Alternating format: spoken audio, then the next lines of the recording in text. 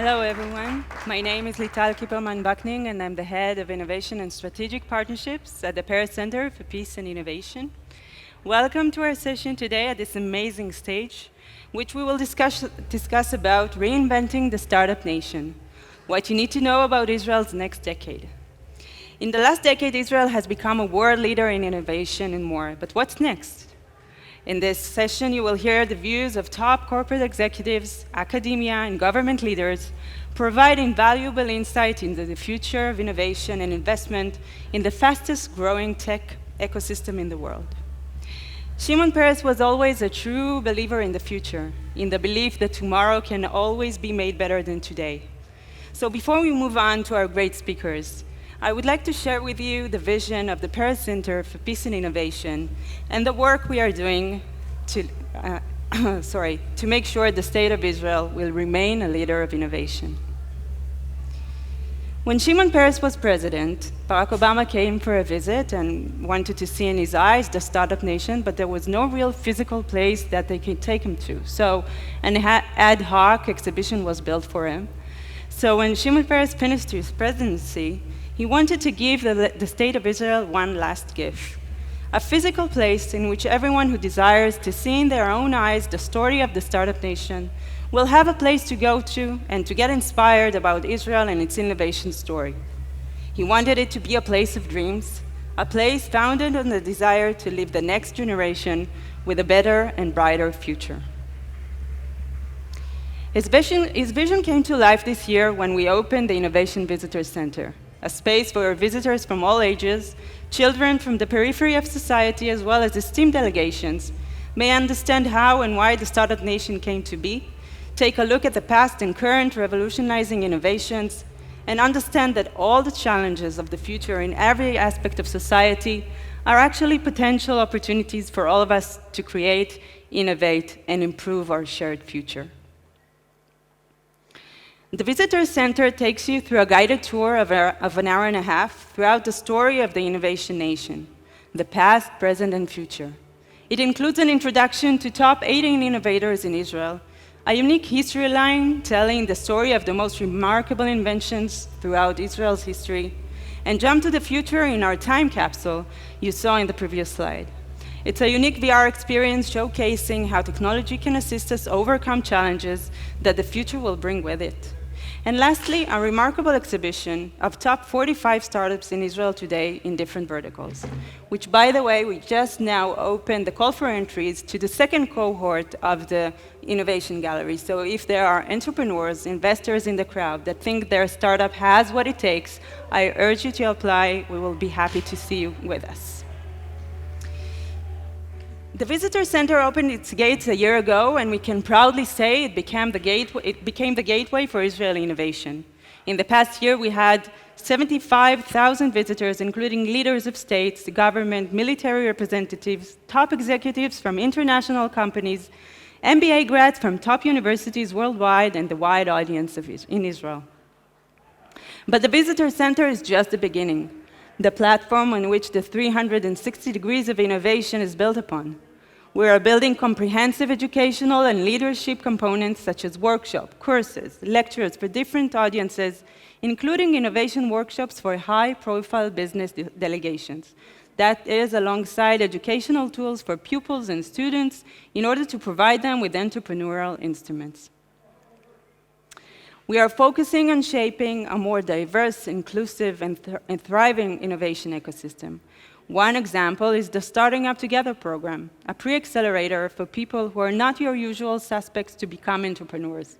It's 50% female, 50% men, 50% Arabs, 50% Jews from the entire Israel, including the periphery, learning the tools of how to become entrepreneurs. Another example is the accelerator in Ramallah, giving our Palestinian neighbors the tools to grow their ventures. We are putting a great effort on empowering the Israeli startup ecosystem through connecting to local, regional, and international partners.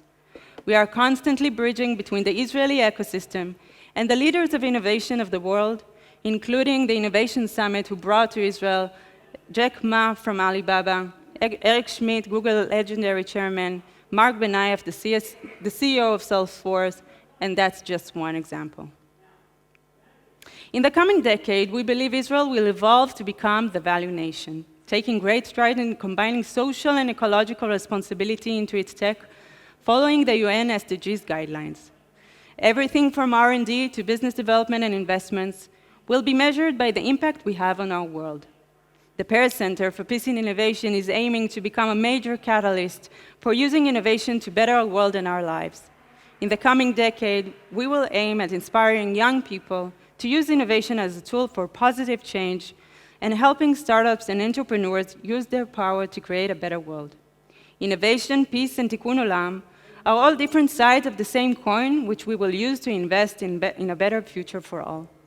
The Paris Center for Peace and Innovation will continue to bridge between the world and the Israeli ecosystem and to provide not only the inspiration required to innovate, but also to teach and encourage the use of Israeli innovation tools and methodologies in order to make sure no one is left behind in this new, exciting world.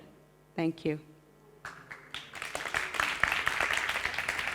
So, as I told you, for this session, we brought amazing speakers to help us present their unique angle, point of view on this topic. So I would like to present them now. So we have, Sagi Dagan, Head of Growth Division in Israel Innovation Authority, our great partners at the Israel Innovation Center, and also our partners to the call for entry to the Innovation Gallery. So again, Sagi, thank you for being here. He will present the governmental angle. Bella Abrams, Director, Government Communications Society at Intel Israel and Europe, again, our great partners at the Israel Innovation Center, and she will present the multinational angle. Professor Dafna Kariv, International Expert in Entrepreneurship and Innovation, will present the academia angle. Thank you for being with us today. And Inbal Arieli, author, serial entrepreneur, and tech influencer, co-CEO Synthesis will present the sociological angle. Thank you, Inbal, for being here. So I would like to ask now Sagi to come to the stage and present his view on the topic. Thank you. Click over.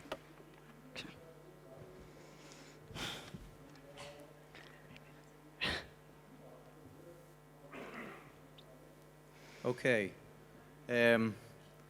So after 50 years of innovation and innovation policy, what's next? So the story of innovation policy in Israel starts about 50 years ago. We were a very different state 50 years ago. If you look on how many people worked in the industrial sector with academic degrees, then it was 1,000 people. So there was basically no R&D in the private sector. If you look on how much R&D was in the entire economy, less than 1%. Today, I'll show you numbers. You'll be amazed. And then came government policies. In the early 1970s, the Office of the Chief Scientist was formed in the Ministry of Economy, and it changed the entire policy from developing within government institutions to developing products and technologies within the industry, and moved all the money to support the industry and to create also international collaboration and international financing of those companies and projects.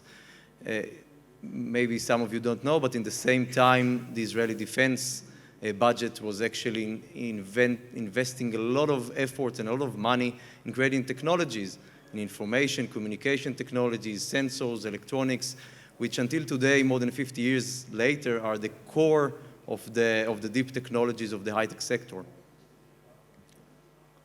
And then 25 years later, the R&D levels in the Israeli economy was 2.5%, which is today's the global average of the entire OECD. We had an industry, but it wasn't enough.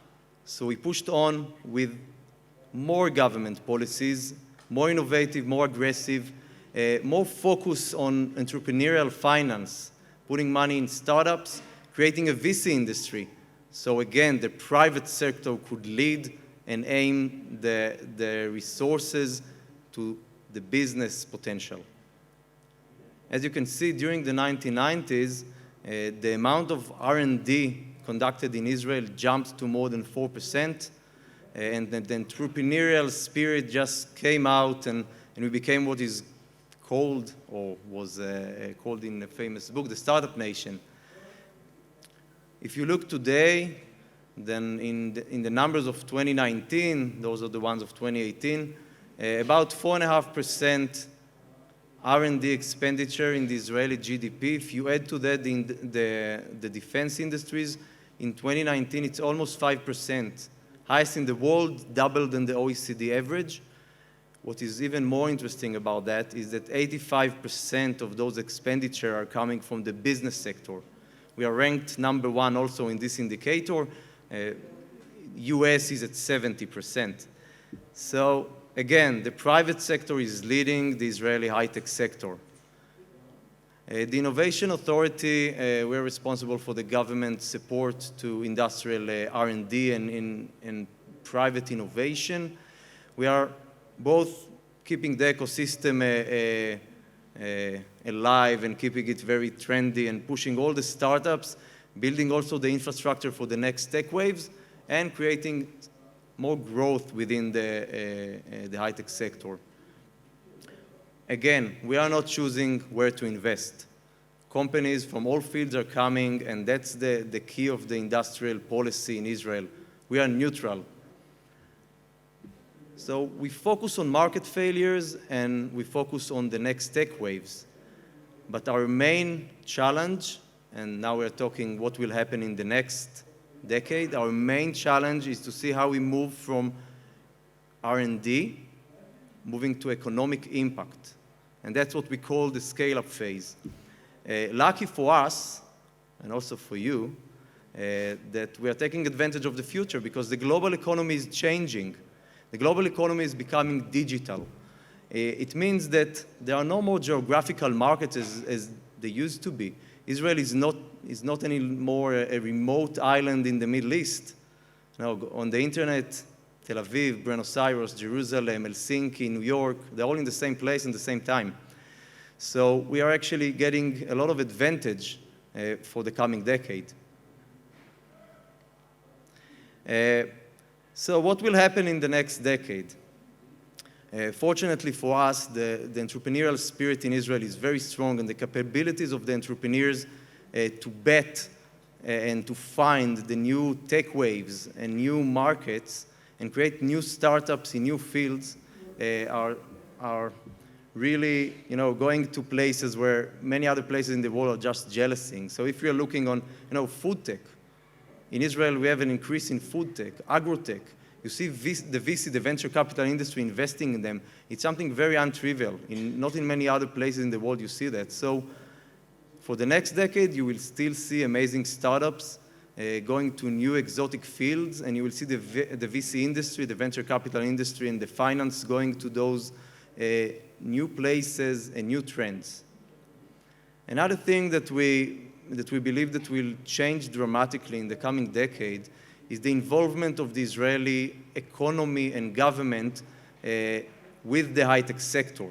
Today, we are working very hard and have already successes in joining with our government partners, other ministries, to support implementation of technologies in the Israeli industries and in the Israeli market and health organization.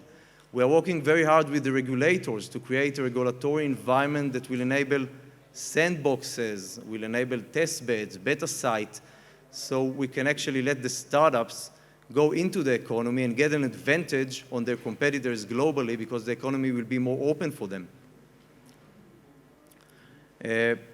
The last part I want to share some vision with you is regarding the financial aspect of the high-tech sector.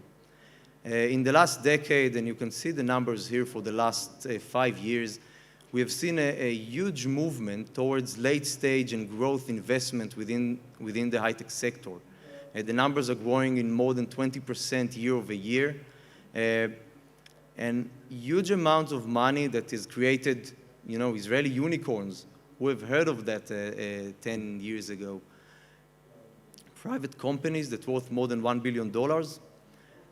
We see this huge investment. We still see a market failure in the debt market, but we see that also as a huge potential because if we will open the debt market, and that's what we're doing these days, we will be able to leverage the equity investment, to make the equity much more efficient, to bring more equity investment and then more debt investment, and let the industry scale globally, both in organic growth and also in inorganic growth, meaning acquiring high-tech companies from all over the world and creating large multinational high-tech companies coming from Israel.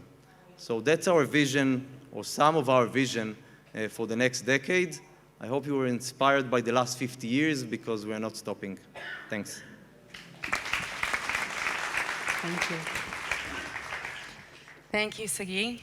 And now I would like to welcome Bella Abrams, Director of Corporate Affairs and Public Affairs at Intel. Please come. Thank you. Thank you, Lital, and good afternoon, everyone. About 2 months ago, I visited the ancient city of Machu Picchu.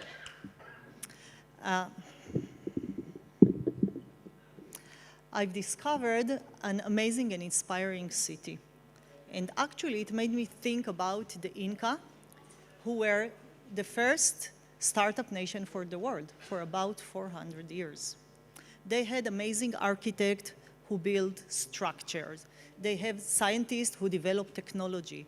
They had artists, they had agriculture experts that actually developed a lot of vegetables and fruits that we are eating today. So a lot of the things, that the Inca created are still existing today, but not much of the society stayed, unfortunately. The empire was crumbled, the jungle covered Machu Picchu, and the city was lost for centuries. And I think they had a talent, they had innovation, but still something was missing. What was missing? And in other words, I want to ask, what is the thing that we need to pay attention to in order not to have the same ending for our story of Startup Nation? So with your permission, I want to move forward, to run forward few centuries and to come to those days. So I want to talk a minute about Intel. Intel in Israel exists from 1974. We started with 5 pioneers working in a tiny apartment in Haifa, and now we are 14,000 employees. 14,000 employees in Israel that are responsible for $6 billion export. This is 1% of the Israeli GDP, and it means a lot of responsibility. And what makes companies like Intel to expand their presence in Israel for more than 50 years, or for almost 50 years? I think there are many reasons, and there are 3 reasons that I want to discuss now. The first is the governance and economy, the second is the talent, and the third is the innovative ecosystem. So let's start with the governance and economy. It's not a secret that companies are making decisions based on economic and financial criteria, and this is it. They are looking for the way how easy it is to make businesses in the country, supportive regulation, as Sagi just mentioned, and also the financial things are really, really important, because government across the whole world are just providing and asking companies to come and invest there with some incentive packages. And they know that the ROI, the return of investment for those incentives, is very, very high and very positive, and it's coming back to the country. So this is one thing. Now, let's talk about the human capital, or talent, as we like to call it. In Intel, we're saying that everything starts from sand. This is what silicon is made of. And all the rest is the human capital or the talent added value on the sand. So the human capital are critical in decisions companies made on locations where to grow and where to invest. And in Israel, we are missing, in the high-tech ecosystem, we are missing 15,000 engineers. That's like a magic number. And it's not, the whole story is not only quantity, but also quality. So it's not only the education and the deep knowledge that they're acquiring, it is also about the broader skills that are adapted and aligned with the needs of the future working place. So we need to align all our education systems from kindergarten till after the academia, just to have those needed skilled graduates that have both the deep and the broad capabilities. So this is the talent. And the third reason that MNCs are here to stay is the innovative ecosystem. We have the army, we have the culture, we have the academia, and we have the combination of the whole ecosystem. In the military service, our young people are dealing with challenges that nobody in their age is dealing with. And they're coming out from this service as a responsible, mature, and creative adults. And after that, the academia, which has an ongoing dialogue and listen to the ecosystem, prepare the needed graduate for the current and the future working place. The combination of our ecosystem, having MNCs like Intel, having startup team, that we have the high number, or one of the highest in the world, and traditional industry, all these interactions are creating growth and innovation. And you probably know, but if not, Israel was ranked by Bloomberg as the 6th in the world in innovation. And this is very, very high place. And of course, we cannot, and my friend will talk about that, but we cannot ignore the Israeli characteristic, and it's a very diverse society. And also we have the tendency to challenge the status quo, to not to ask always for permission, to have a little bit chutzpah. So that's also part of the innovation ecosystem. So I want to summarize. The three main reasons MNCs are here to stay are the governance and economy, talent, and innovative ecosystem. And this is exactly why I think that our startup nation will not become a lost city of like Machu Picchu. Thank you for listening.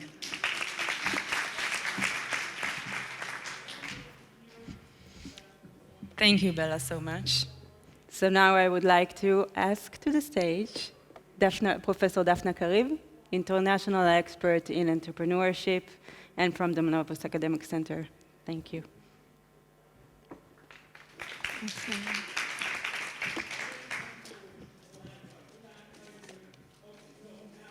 Okay, so good afternoon. So this is it, right? Sorry. Technical things. Okay.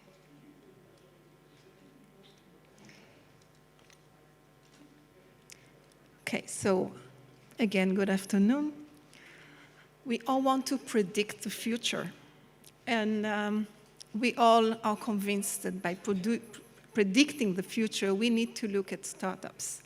Startups are those that bring innovation, fresh mindsets, new technologies, new products.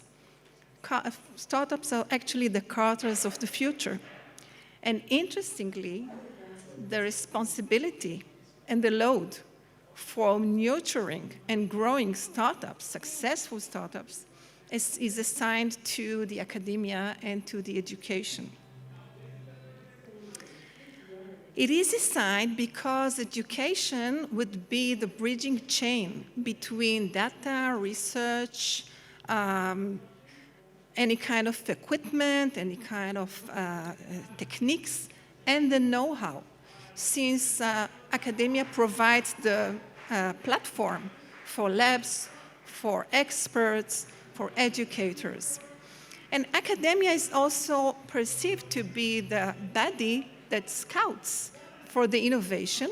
So when the next startup arises with a new idea, then the academia and the education would be those that know exactly how to teach and how to lead the startup towards success. But startups are not standalone, and they are very primarily actors at the ecosystem. They are also the ones that are perceived to be the main contributor for disseminating value, disseminating impact. But they have to be perceived and they have to be addressed while looking at the whole ecosystem. And actually, this is exactly the reason or the impetus for many entrepreneurship developers and educators to start to find new forms of education for startups. And you can see here a list of different types of education forms for entrepreneurs, which are different in their vision, in their technologies, in their techniques, in their strategies, and also different in their actors. So you see accelerators, incubators, open innovation platforms, builders, labs, you see mentors, you see coaches, trainers. All are aiming to pave the way for startups to be able to generate the assets needed and required to be successful. But still we see that these forms of education are not specifically assigned to the academia only. And we see now startups embraced by many actors that might be government officers, that might be serial entrepreneurs, that might be people, representative leading people from the corporate and many other.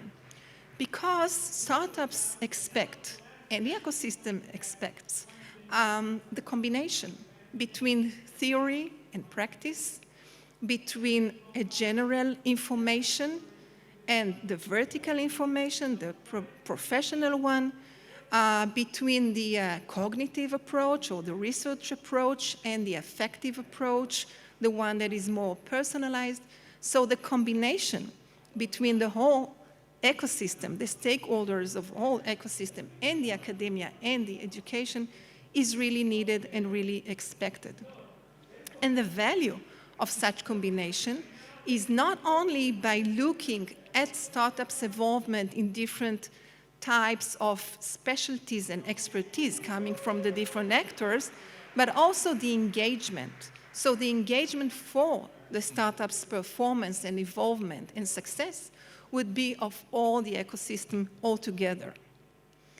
And it's interesting to see, for example, if you look here at the advantages or the components that education used to provide to startups, we see now interesting combinations of governments that might be, for example, the one that are in charge of, for example, open startups to diversity. Research or academia would be more responsible for research and multidisciplinarity. The media could take a role. Serial entrepreneurs might be, or CEOs, might be the one that could help and support for smart networking and so forth. On a personal note, I started 7 years ago an incubator at the academia. Some of you probably know Paybox, so they were incubated in our incubator. And then when we figured out how the ecosystem works and acts, so we evolved it into an accelerator. And then we had other businesses coming from the accelerator, and the vision was different, and the strategies were different. Now we are working on an OIP, on an open innovation platform, so we work very closely with the corporate. So we see that the same approach and the same strategy, which is education, evolves and becomes something that is much more aligned to the expectation of the startups, of the ecosystem, and of the academia. So to summarize it, we are all gathered here, and we are all representing different actors, different stakeholders, different people, bodies of the ecosystem. And we should join forces, and we should work together in order not only to support the startups, but also to shape a better future. Thank you very much.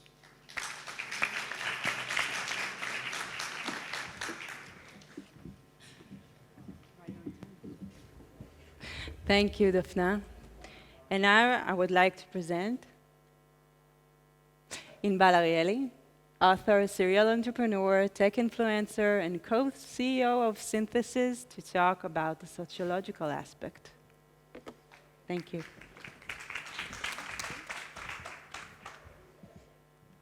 Hi, good afternoon to everyone. Okay, thank you. Good afternoon to everyone. And I guess I'm the only one standing between you and your next session. So I'll try to inspire you by giving you some closing remarks for this very interesting panel here. And we'll talk a little bit about the sociological aspects of Startup Nation and the future of Startup Nation, but also about the world. Because many of you are actually not coming from Israel, right? And what's happening here in Israel is definitely of interest to you, but you also have your home countries. So I want you to take a look for a second on this list of skills that the World Economic Forum is actually looking at and studying, and looking at them, trying to understand how will the future look like, and what will be the skills anywhere in the world, anywhere you can imagine, that people would need to foster and practice and actually hold. Most of these, by the way, are very difficult to learn, right? Just by pure academic classes. Most of these are skills that are needed to be trained and experienced. Just take a second or 10 seconds, and you'll see that some of the skills are about people and themselves. So skills that you possess within yourself, such as creative thinking and questioning and critical thinking. And others are skills that you actually possess which relate to others, such as leadership skills. And then another layer of skills is one which relates to yourself and the world. For example, your capability to deal with a constantly changing environment or ambiguity. Now, this is a study which I really suggest following and reading, as the World Economic Forum keeps updating that list of skills for the future. But how is that connected to Israel, right? So when we talk about all these great statistics and accomplishments that you've heard about the Israeli startup nation and its really flourishing, successful position in the world, the main reason which is given as a catalyst for that, as being the differentiator or the cradle for innovation, is the military. And units such as 8200 and other units within the Israeli military are actually being looked at from outside of Israel, trying to understand the secret. What's the secret that's happening in the Israeli military, and how come in such a relative short period of time, you said 50 years, right? We've been capable of creating these accomplishments. I myself am a 8200 alum, very active also in the alumni organization of 8200. I started Israel's first startup accelerator exactly 10 years ago on behalf of the 8200 Alumni Association. However, I don't think that's where it starts. And I actually think it starts more at this age. So the same person, some say the same height, with a difference of about 40 years in between. And this picture was taken at my home where I was born. I like to joke and say that I was born and raised on hummus and chutzpah here in Israel. I was born in the south city of Be'er Sheva. How many of you have visited Be'er Sheva? Okay, so we have a fair share of people that have seen Beersheba. When I grew up in Beersheba in the south of Israel some 40 years ago, it had the university, it had the hospital, it had a lot going on in the city, but it was not the cyber capital of Israel back then. It was just the capital of the Negev. And, it was this yellowish, deserty city in Israel. At the age of 4, my family relocated to Switzerland. And I experienced a completely different landscape. And I want to take you with me to a journey into one anecdote of my childhood, which I think will explain how I think part of the discovery of Israel today and innovation in Israel is actually not about looking into or finding new landscapes, but actually looking at existing ones with a fresh set of eyes. So let me briefly take you to this image, which I'm sure everyone here shares. You all know what this is, right? You've all experienced that as a kid. So at the age of 4, I arrived to the International School of Geneva, where the teacher takes me by the hand. I speak only Hebrew, I don't speak French, I don't speak English. And she shows me, she orients me. She was very welcoming. And she takes me by the hand and she takes me to the playground, and there's a kid in front of me and she does like this. And I pause, and then she smiles at me, and I understand it's my turn to go up the ladder, climb the ladder. She does like this again. I pause. The kid in front of me goes down the ladder. She smiles at me. I understand it's my turn. I slide on the slide, and there's a rhythm to it. It's predictable. It's fun. It's a very positive experience. Sounds familiar? Makes sense. I became obsessed in the recent years in my research for the book about playgrounds around the world. Take a look at this image taken at a Croatian playground, but you can find similar signs everywhere in the world. And for those who are sharp in their sightseeing, they will see the middle bottom image of a kid which is not supposed to do something. I'm not sure what, by the way. Either go like upside down or maybe climb, but they're definitely not allowed to do that. Now, welcome to an Israeli playground. So 4 o'clock in the afternoon, kids get out of the kindergartens, of schools, of after-school activities. And what you see here is a completely different experience than the one I had in the International School of Geneva. Now, let's assume for a second that Israeli kids are not smarter than other kids around the world. Right? At the age of 4, there's no reason that they would be smarter. There's no difference. They're not more creative. But what's happening is that actually the environment reacts completely different to what they do. And at a typical Israeli playground at 4 o'clock in the afternoon, there is big balagan.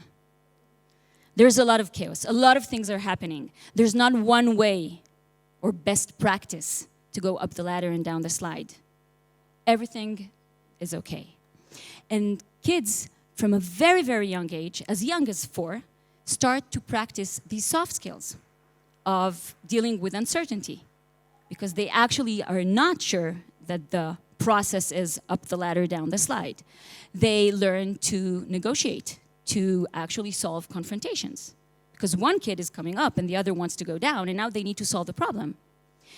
They're more creative, and they train all these skills while the environment lets them do that. Now, statistically, are there more injuries in Israeli playgrounds than in other places in the world? No. The kids just learn how to cope with that situation. When you look at the Israeli childhood journey, you can actually see how these soft skills that we saw at the beginning, okay, that skills of the list of skills for the future published by the World Economic Forum is actually one which is fostered here in Israel from a very young age throughout the Israeli childhood, definitely also in the Israeli military, and even after the military, at the big military trip that we all do in South America and other places. But if you think actually about these soft skills, they're not necessarily required to be fostered at a young age. They can be trained. Think of them like muscles that we all possess all over the world. These skills are inherited in every one of us. And it's now just a matter of practice, of awareness and practice and training, and they can definitely be trained. So my encouragement to you would be, going back home, would be to think of these skills and how you can start training them and practicing them. In Israel, I think we're lucky. They're fostered and nurtured from a very young age throughout our childhood, and they definitely represent the future of economies around the world. Thank you very much.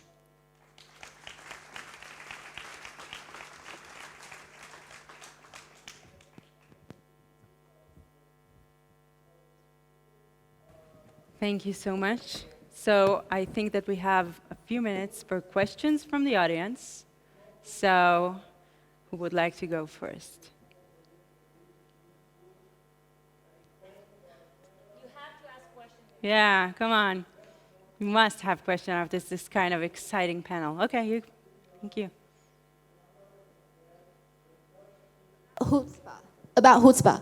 So normally I used to, because I learned this word from the book Startup Nation, but then I realized after I moved to Israel, I realized this word, when it's used in the by the locals, it mostly has a negative connotation. So, I mean, how to deal with the negativity? Sure. So, of course, chutzpah in Hebrew, or chutzpah, is actually more used as a negative term, as impoliteness, right? Like anything in life, I guess it's all a matter of balance. That same impoliteness, in a way, can be translated into daring and having audacity and some grit and braveness to do things that are unexpected and out of your comfort zone. Now, it's not about saying that everything should have just chutzpah, okay? Don't forget, it's just a title of a book. There's much more to it. So it just encompasses and encapsulates the concept of having an open-minded, creative, brave, if you want, approach and mindset towards things you do. Yeah?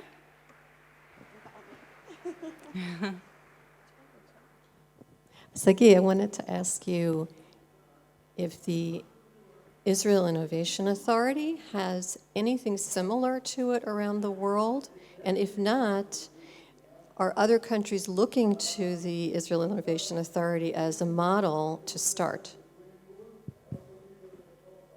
Well, you know, as a government or a government agency, our life is not always that different from the private sector. We're at a continuous competition. So the answer is yes. We have some very good counterparts, very professional ones, you know, starting from countries like Denmark, New Zealand, Sweden, Finland. We are learning from them, they are learning from us. Our goal is at the end to be better in the results. In the processes, policy can be very similar, you know, in the strategy. But the way you implement it to Israelis, you know, that's part of the charm. But yes, we are in competition, but not only us as an innovation authority, but the entire high-tech and startup community. But we love competition. I mean, that's what makes us in fit, right? Oh, great. I heard you mentioning, and mainly the Intel Bella representative, about the competitiveness and the lack of the shortage of human capital. Is there any recommendation or thing that all of you or some of you are doing in order to maintain our competitiveness and our future growth and talents? I can say something and then you can add. I have two recommendations. One, I think that for talent and to be prepared for the future working environment, we need a long-term strategic planning. And this is like the state or the country, one of the challenges to have like a long-term. And the second, I think that the multi-sectorial collaboration is needed. I don't think that one of the sectors can move the needles by itself. So those are my two recommendations. Anyone wants to add? Let's have the academia lenses. So I would say that multidisciplinarity is very important for that. The academia, it's like a roller coaster, even though it's academia, since it started by having everything very segmented. So you had computer sciences, and then you had the social sciences and so forth. And now we are looking at aggregating things together, to combining and to trying to figure out what makes it rational. Otherwise, it's a balagan, okay? So we need to be prepared for this. But this would enable the students and the alumni to be much more prepared and much more comprehensive in terms of what is needed and how they can adapt themselves, even pivot sometime when they are already at the corporation. So this would be my recommendation. So I'll add something from a demographic point of view. Israel is a very diversified country, right? We have more than 70 nationalities represented here. It has always been one of the advantages of the entrepreneurial mindset. But when you look at the tech ecosystem, there are actually 4 groups that are underrepresented. Women, ultra-Orthodox, Israeli Arabs, and people over the age of 45. These 4 groups, by the way, women and people over the age of 45 are 2 groups that are also underrepresented in other hubs of entrepreneurship around the world, not just in Israel, but it's definitely the situation here. Now, necessity in Israel, political necessity, is such that we don't immediately open ourselves with visas to the world, importing talent, which actually becomes, in a way, an opportunity. Because that challenge that we have now of that shortage of positions, of people, we have no other choice but to fill it. And addressing these 4 groups, which the government is doing and multinationals are doing, and the ecosystem itself, the startups are doing, will actually solve that program through a variety of programs that already exist to bring in that talent into the tech ecosystem. Exactly. And would I add also at the Paris Center, this is one of our aims, to bring diversity, inclusion to this great ecosystem by including those populations that just mentioned. Yeah, just two comments. One, we are mostly lacking R&D personnel. And as we see companies grow and becoming multinational Israeli companies headquartered in Israel, we have much more employment that is non-R&D. So that's one thing. Another thing, just a comment. Do you know how much time it takes to get an expert visa for a high-tech company in Israel? I assume it's very short with the new program. Give me a guess. 3 weeks. 6 days, number 1 in the world. Wow. Yeah, that deserves a clap. Exactly, yeah. Okay, everybody, so we need to finish this great session. Big thank you to all our speakers and to OurCrowd for this amazing stage. I will finish this session with another quote by Shimon Peres. He used to say that his biggest regret was that his dream wasn't big enough. So he dared us always to dream bigger, and this became our motto. So you can see the dream big outside of the Paris Center. So I invite you to dream big with us and to help us shape, the next decade of the Israeli startup nation. Thank you so much.